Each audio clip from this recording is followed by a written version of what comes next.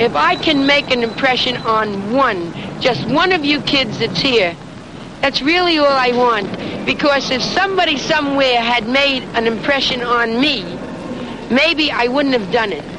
This is Florrie Fisher's story, told in her own words to a group of New York City high school students, typical of teenagers across the country. But I'm very It's not a pretty story. It's a story of heartbreak and hell.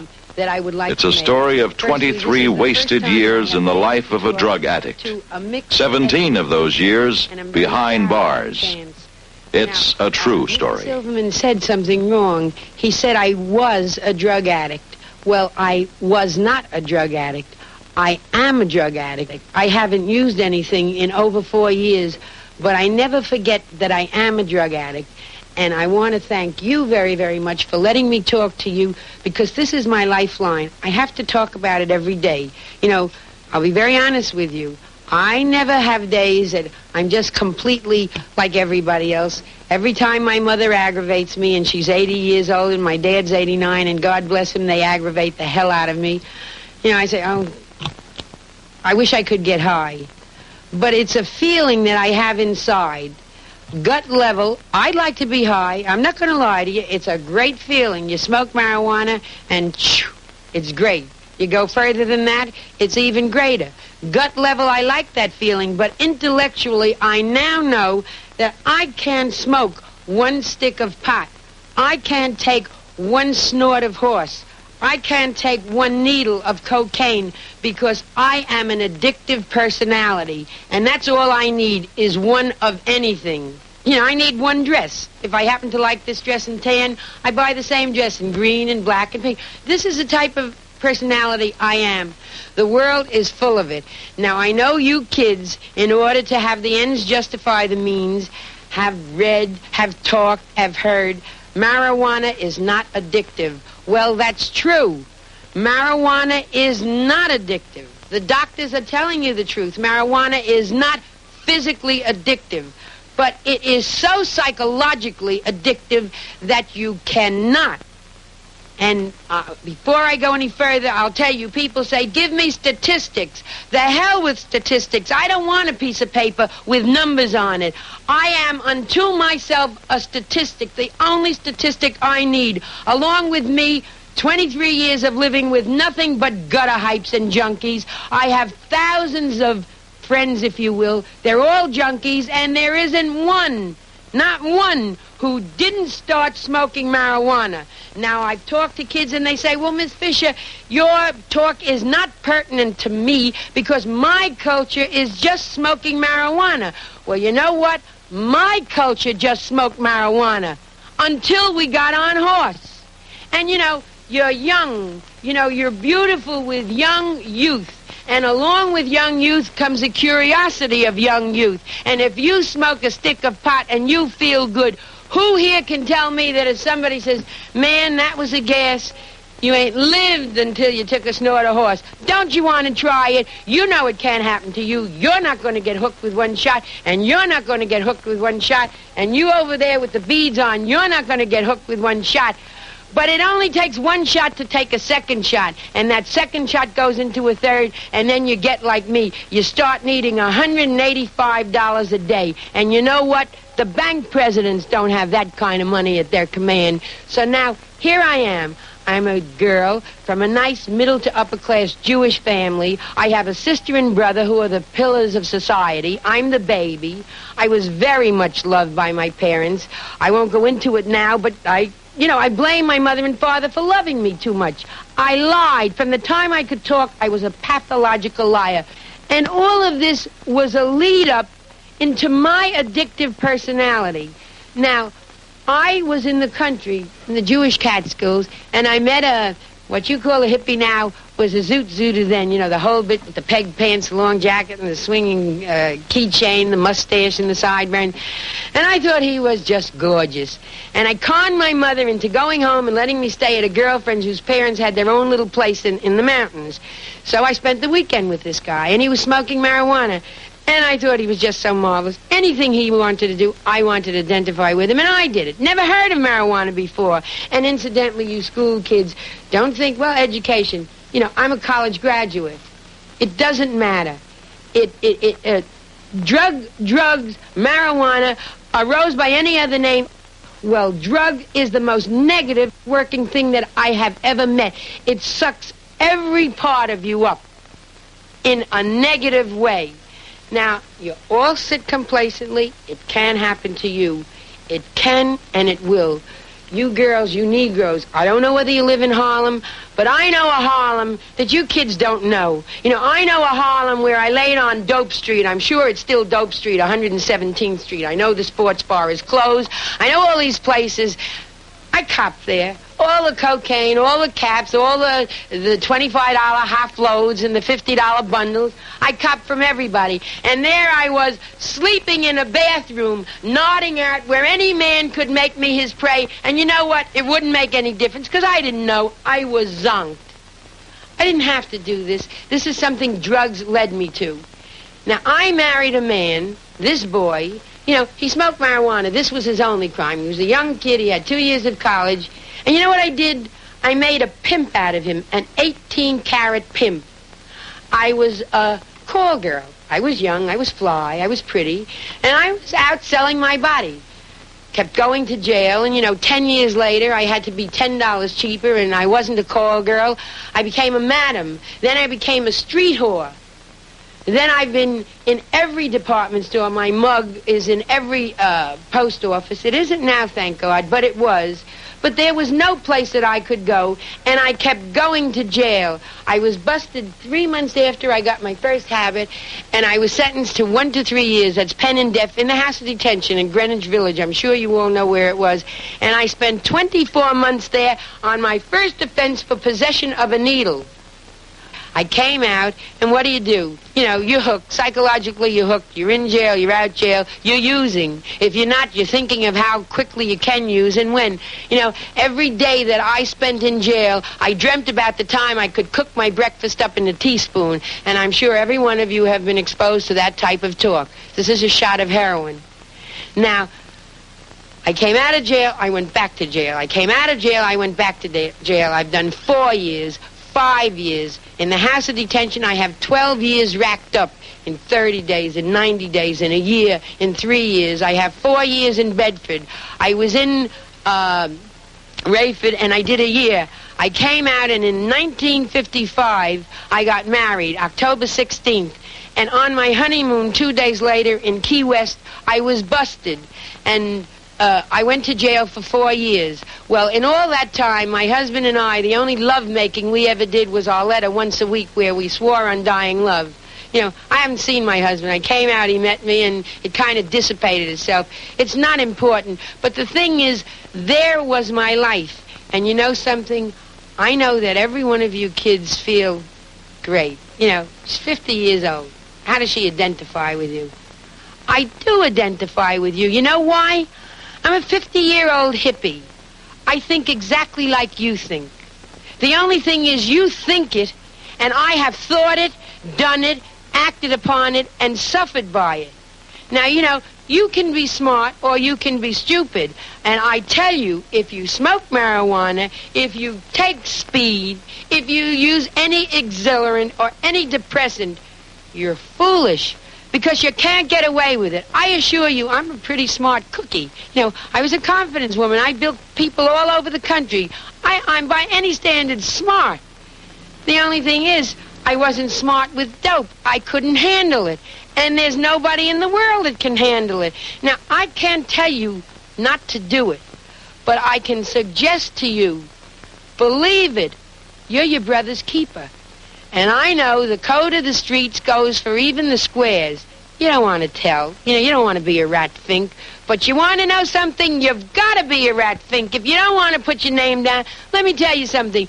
If I had a friend who was smoking marijuana and I knew it, I wouldn't say, hey, Jake, I'm going to tell on you. I would take his name, take his address, say he's smoking pot, and to use the expression of the streets, I'd drop a dime on him. I'd put a 10-cent stamp in an envelope, put his name and address on it, and drop it in the mailbox. Somebody will take it up from there. But you have to do it. If somebody did it to me, I wouldn't be here talking to you like this. I have a father who's still living. I have a mother who's still living. Do you think this is easy for me? My name is flashed all over the papers. I'll be on TV, national network. Do you think they like it? They don't like it, but they're proud of me now. And with their old European wisdom, they said, well, your name was flashed all over the papers every time you got busted. You know, at least now your nose is clean and you're doing something. And this is how I kind of feel. Maybe I'll use the word missionary. If I can make an impression on just one of you kids that's here, that's really all I want. Because if somebody somewhere had made an impression on me, maybe, I wouldn't have done it. Now, I was talking at Norland High. And you know what? In an auditorium that had 2,500 seats, in a school that had almost 3,000 students, and I assume every one of these students had at least one parent, 50 parents showed up. They didn't give a damn about their kids. And you know something? I really, maybe I'm saying the wrong thing. I don't expect too much of you kids. How the hell can they expect you to care when your mother and father don't care? And they have to care because they're the ones that have to recognize it. And I know you all talk. Sure, you hear. They're taking dope. Their pupils are pinpoints. They're on the nod. They're hanging over there. Their noses down to the floor. That's fine. You're taking morphine or you're taking heroin.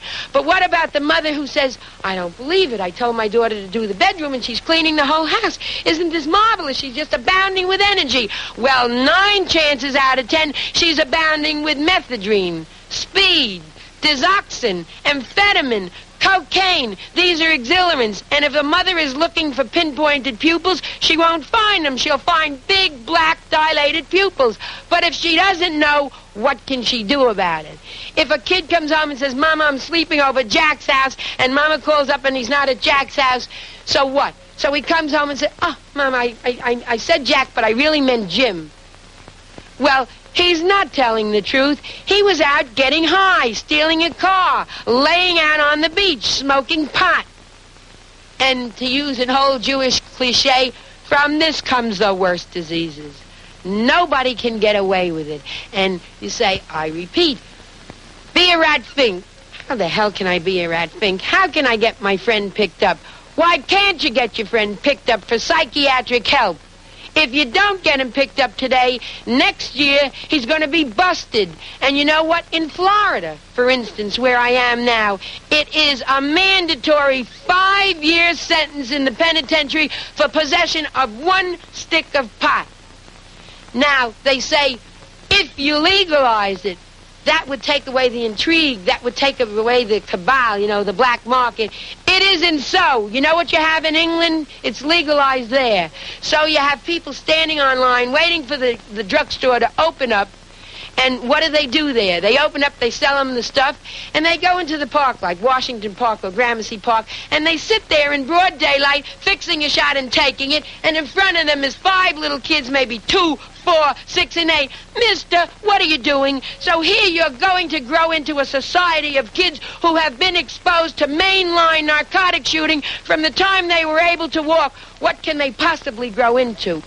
All of you people who say LSD, okay, if you're emotionally stable, it doesn't give you a bad trip. It's a lie.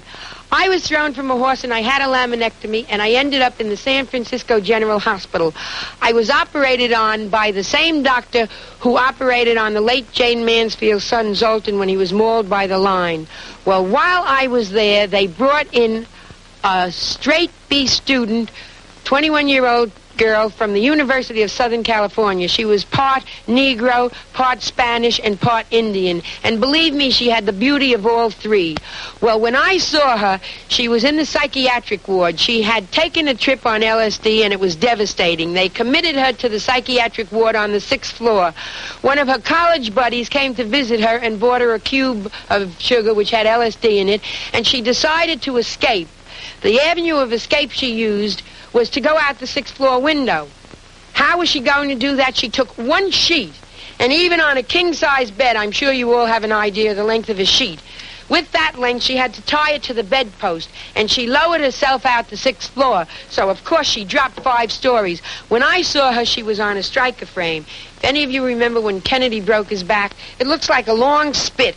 Your head is held immobile by 2 ice prongs. Your feet are tied by traction. And every 2 hours, they turn you over. This girl's neck was broken in 6 places. Now, I found out since that they fused her spine in her neck, and she will always be stiff. But it doesn't make any difference because she is a raving maniac and her prognosis is nil. Now, this is LSD. And I know doctors, and I know lawyers, and I know the most stable people in the world that have taken trips on LSD and are still waiting to return. Now, remember that well, please. And you must forgive me. I talk off the top, and if something comes to my mind, I repeat it. Let me repeat something to you that I know every one of you kids will identify with. Damn it, I did this, or damn it, I did that.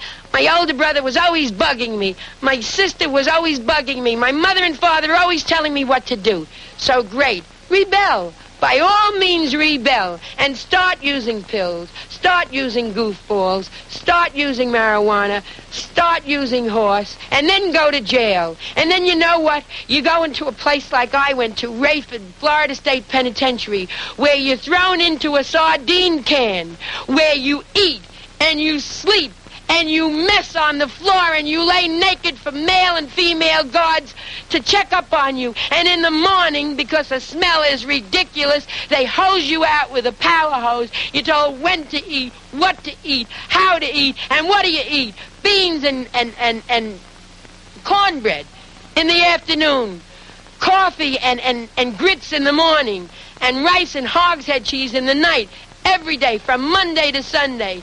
This is what you get. You have no pride. You have no respect. You're stripped of every vestige of anything that you were given by God. Is that what you want? That's what you'll get. You can't get away with it. Because I repeat, I'm pretty smart. And I couldn't get away with it. And I am trying my darndest to go all over the country. I work for $52 a week in a house for retarded children. Because my thing now is I have to help people. I was helped. And I'll tell you how I was helped. I was in the house of detention right here doing a 6-month sentence for being an habitual user. Well, I did my 5 months and I think 20 days, and I was being released the following week. I looked outside, you see 10th Avenue or 6th Avenue in Greenwich, and I said, good God, I have to go out in the street and come up against all these squares, maybe getting a cab or getting a bus or a taxi, and see these damn squares, and I'm not going to be high. I can't do it. So I sent out to my connection. I said, would you please meet me with a shot? I can't make the street scene with the squares. I got to be loaded. I was a good customer, $185 a day habit. So he met me in the rotunda of the house of detention with a shot. I went into the phone booth, and right through my dress, I took that shot. Unfortunately, one of the matrons wanted to make a phone call, and she walked in and busted me. And without ever hitting the street, I was rearrested and got another 6 months as a user. So there I was doing a year without ever hitting the street. Well, I don't say God is dead. I only say that for many, many years we weren't on speaking terms. But this particular day, somebody was up there, and he happened to like me because while I was looking for something else in a magazine, I stumbled on Synanon.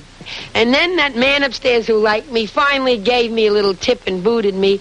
And I wrote a pathetic letter saying I'm 46 years old, been coming to jail for 18 years, been using stuff for 23 years. Obviously, I need help. Obviously, I can't help myself. Won't you please help me? The lawyer for Synanon came into the house of detention, and February 11th, 1964, when I was released, there are many clinics here. They are all imitations of Synanon. If you kids have a problem, I don't say go in and join. Go in and find out what it's all about, because all the people there have in one way or another identified with me. They can help you. You kids need help. I assume this is your teacher. Don't be afraid. She's only there to help you. Tell her, get up enough moxie to go and say, I did something, I'm afraid, help me. Jail is not the answer. No prison hospital is the answer. help, identification, and talking to people who have been there and been through it. That's the only way. You have to learn how to ask for help. People will help you, but they can't help you unless they know you need help, and they can't know you need help if you don't ask for it. Learn how to ask for help. You need it. It took me 23 years, but I learned how to ask for help. I was helped, and I'm trying to help you. Wherever she goes, Florrie is interested in the comments and questions of young people who have heard her story. Here is a sample of some of the questions asked by these New York City teenagers and her answers. We will answer your questions. Well, I have a question. Don't you think you're being a bit presumptuous with us? First of all, you said that you considered us hippies. What's your connotation for hippies? Because I don't think any of us are really hippies here. Well, now, fine. I don't even think anybody really my little catalyst here. You're playing devil's advocate. I love that. Well, I use the word hippie merely for the purposes of identification. What I was trying to say, I'll tell you exactly how it is. I was about 21 when I started using stuff. When I finally got into Synanon at the tender age of 46, I thought I was 21. You know, the false eyelashes, which I still wear, but I don't wear the mascara with it. I don't wear tight dresses. I wore dresses shorter than you kids. I really thought I was 21. My growing processes stopped. You know, and I said hippie merely because it's a word that's very much in the, in the papers, on everybody's lips today. But I don't think, let me say this. I don't think I'm being presumptuous. I know I am not being presumptuous. You know why? All these thousands of junkies that I have known in my 23 years of hell were kids exactly like you. I'm exactly like you are. I was. Yeah, I have another question. Please. You made it seem obvious that anyone who takes drugs, or let's say marijuana, is seeking some kind of mind satisfaction, or that they have worries, and then you also stated that they need psychiatric help. I don't think it's necessarily true that anyone who tries pot needs psychiatric help, because marijuana is very much like cigarettes. You have many kids right here in this audience who sit down and smoke, or who drink occasionally, and I think they need, if a pot smoker needs psychiatric help, they need just as much psychiatric help as any other pot smoker. You know, I have been generalizing all along, but I guess in your case, I have to individualize. There are some people that I know who only smoke marijuana, never graduated to heroin. This is what you're saying, right? Yeah, I mean, you say some of them smoke and don't need psychiatric help. Well, I have 6 people that I counted friends who use marijuana, and they never did graduate to heroin. You know why? Because on marijuana, they committed crimes of passion and were electrocuted before they got a chance to get hooked on horse. Now, anything I tell you is factual. They were electrocuted in the electric chair at Rayford and at Sing Sing for murder that they committed while using marijuana. Now, I repeat, you want to individualize? Yes, I'm sure I can find people who tried, nor does he know until he has tried. 1 stick of pot and didn't get anything in it, and he stopped. I also know kids in Florida who smoked oregano, and anybody who cooks knows it's just an herb, and they got a little dizzy or they got a little bit of taste, and man, this is the end. You don't know what the hell you're doing. Somebody gives you anything, catnip, thyme, and rolls it up in a cigarette, and you think you got high on it. That's how psychological it is. And I repeat, if you smoke marijuana, if you think about smoking marijuana, there's something wrong upstairs, and you do need a little psychiatric help. Now, how much you need might be contingent on whether you continue. There are some people who take 1 stick and don't do it again. But there are very, very few, and I wouldn't count on being one of the lucky ones. Yes, dear. Yes, dear. Did you ever get yellow jaundice? Yellow jaundice? About 6 times. Yellow jaundice is a disease. It's a liver disease. You turn yellow. Your eyeballs are yellow instead of bloodshot red. And it comes from a dirty needle, using a needle that somebody else used, and possibly there's a drop of blood in it that intermingles. And it's a very devastating disease. We have time for one more question. Yes, dear. You said to drop a dime. Yeah. Well, from my experience, I would say that if each of us dropped a dime on every one of our friends that we knew was using. It would eventually get back to you? No. That's not. I would say that about 85% of our friends would be, if they lock them up with something. What does that tell you? You sit here and you call me presumptuous. You would say, and we'll take it as an off-the-top statistic, 85% of your friends would be... There you go. Well, think about it. Think about it. If somebody doesn't drop a dime on them, you're going to be the lucky girl who has to write 85% of your letters to kids in one jail or another, because you count them friends. Drop a dime on them. Somebody will take it up. Somebody somewhere will take it up. Wouldn't you rather help them now than have to write to them and send them packages? Wouldn't you rather help them now where they get help and not the stigma of a criminal record? Think about it. You are your brother's keeper. You must remember that. You are your brother's keeper. Help them.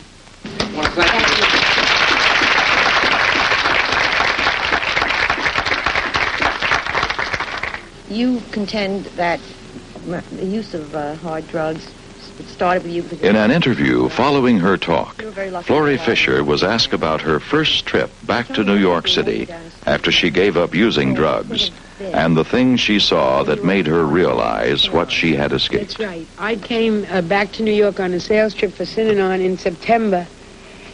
And Synanon is at 35 Riverside Drive, which I believe is 75th Street. And I walked up from 75th Street to 96th Street on Broadway. This is the area that I hustled, that I bought dope, that I sold dope, that I slept 24 hours a day. And I was frightened to death. I just didn't believe it. I saw women that I had known 10 years before that were young, beautiful girls, and they were walking down the street with run-over shoes that didn't have heels, skirts that were pinned together, hanging, almost nothing on top, filthy, dirty, and every part of their exposed arms and legs had running abscesses that I recognized were from, dirty needles and bad stuff. And it frightened me so that I had decided to walk up and walk back. With the good sense to be as scared as I was, I snatched a cab and I ran back to the sanctity of my home and